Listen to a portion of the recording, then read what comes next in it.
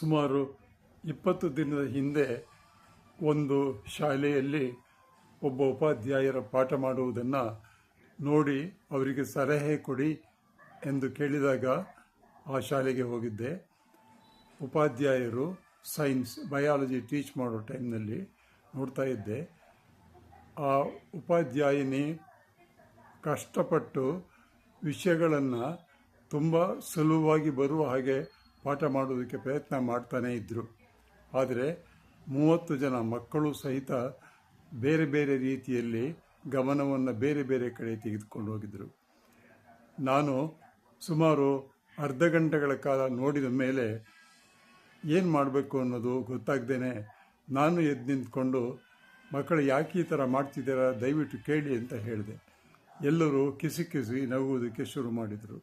ಅಂದರೆ ಈಗಿನ ಕಾಲದ ಮಕ್ಕಳು ಅವರ ಪಾಠಗಳನ್ನು ಕೇಳುವುದಕ್ಕಿಂತ ಹೆಚ್ಚಾಗಿ ಮೊಬೈಲನ್ನು ನೋಡಿಕೊಂಡು ಮೊಬೈಲ್ನಲ್ಲಿರ್ತಕ್ಕಂಥ ವಿಚಾರಗಳನ್ನು ತರಗತಿಯಲ್ಲಿ ಡಿಸ್ಕಸ್ ಮಾಡೋದನ್ನು ನೋಡಿ ನನಗೆ ಬಹಳ ವ್ಯಥೆಯಾಯಿತು. ಆಗ ನಾನು ಉಪಾಧ್ಯಾಯರಿಗೆ ಕೇಳಿದೆ, ಇದೇನು ಹೀಗಿದೆಯಲ್ಲ ಅಂತ. ಪ್ರತಿದಿನ ಹೀಗೆ ಆಗುತ್ತೆ ಸರ್, ನಂದು ಒಂದೇ ತರಗತಿ ಅಲ್ಲ, ಎಲ್ಲ ತರಗತಿಗಳಲ್ಲೂ ಇದೇ ರೀತಿಯಾಗಿ ನಡೀತಾ ಇದೆ. ನಾವು ಎಷ್ಟು ಹೇಳಿದರೂ ಮಕ್ಕಳು ನಮ್ಮ ಮಾತನ್ನು ಕೇಳುವುದೇ ಇಲ್ಲ ಅಂತ ಹೇಳಿದರು. ಮನಸ್ಸಿಗೆ ವ್ಯಥೆಯಾಯಿತು. ಏನು ಮಾಡುವುದು? ಗಮನ ಬೇರೆ ಕಡೆ, ಅವರ ಕಣ್ಣು ಬೇರೆ ಕಡೆ, ಕಿವಿ ಬೇರೆ ಕಡೆ, ಬ್ಲ್ಯಾಕ್ ಬೋರ್ಡ್ ಅಥವಾ ಪುಸ್ತಕದ ಬಗ್ಗೆ ಅವರಿಗೆ ಯೋಚನೆ ಇಲ್ಲ. ರೀಲ್ಸ್ ಏನು ನಡೀತಾ ಇದೆ ಅನ್ನೋದನ್ನು ಮಾತ್ರ ಅವರು ಶಾಲೆಯಲ್ಲೂ ಸಹಿತ ಉಪಾಧ್ಯಾಯರು ಪಾಠ ಮಾಡಬೇಕಾದ್ರೂ ಸಹಿತ ಡಿಸ್ಕಸ್ ಮಾಡ್ತಾ ಇರ್ತಾರೆ. ಇದನ್ನು ತಪ್ಪಿಸುವುದಕ್ಕೆ ಏನಾದರೂ ಒಂದು ಉಪಾಯವನ್ನು ಯಾರಾದರೂ ಕಂಡುಹಿಡಿಯಬೇಕು.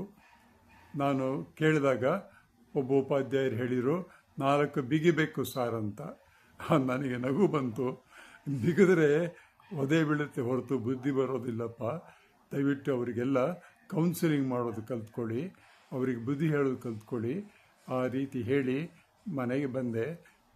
ಮನಸ್ಸಿಗೆ ತುಂಬ ವ್ಯಥೆಯಾಯಿತು. ನನ್ನ 60 ವರ್ಷಗಳ ಪಾಠದ ಒಂದು ಪ್ರಕ್ರಿಯೆಗಳಲ್ಲಿ ಈಗಿನ ಕಾಲದ ಮಕ್ಕಳ ಗಮನ ಬೇರೆ ಕಡೆ ಹೋಗ್ತಿರುವುದು ನೋಡಿದರೆ ಇನ್ನು ಮುಂದೆ ಯಾವ ರೀತಿ ಆಗುತ್ತೆ ಅನ್ನೋದು ಗೊತ್ತಿಲ್ಲ. ನನ್ನ ಮಗಳು ಕಾಲೇಜಲ್ಲಿ ಪ್ರೊಫೆಸರ್ ಆಗಿದ್ದಾಳೆ.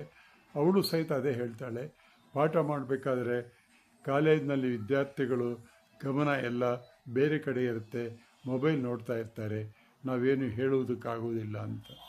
ಇದು ಅಲ್ಲ, ಈವನ್ ಮೆಡಿಕಲ್ ಕಾಲೇಜಿನ ಒಬ್ಬ ಲೆಕ್ಚರ್ ಅದೇ ರೀತಿ ಹೇಳಿದರು. ಹೀಗೆ